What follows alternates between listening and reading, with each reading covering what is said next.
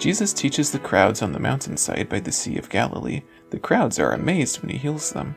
Jesus has compassion on them and tells his disciples that he doesn't want to send the people away to get something to eat because they've already been with him for 3 days and they might collapse on the way from hunger. The disciples, again, have no idea where they can get enough food for the people. Jesus inquires about the food supply: 7 loaves and a few small fish. Jesus blesses it and breaks it up, and the disciples distribute it. Amazingly, all 4,000 men, plus the women and children, end up with enough to eat.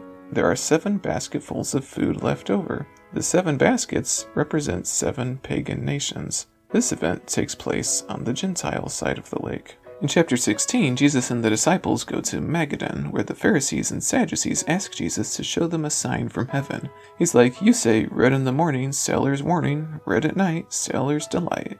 You know how to interpret the weather, but you don't know how to interpret the times. A wicked and adulterous generation looks for a sign, but none will be given it except the sign of Jonah," which was his resurrection.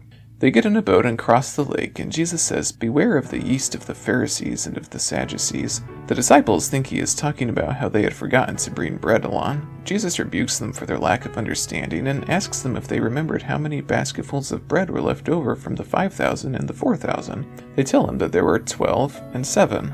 Jesus then asks, "Do you still not understand?" The disciples do not immediately understand what Jesus is trying to tell them, but eventually they realize that he's not talking about literal bread, but theology. The gospel is for both Jews and Gentiles, as the miracles of the bread and fish portrayed, but the Pharisees and the Sadducees wanted God's blessings all to themselves.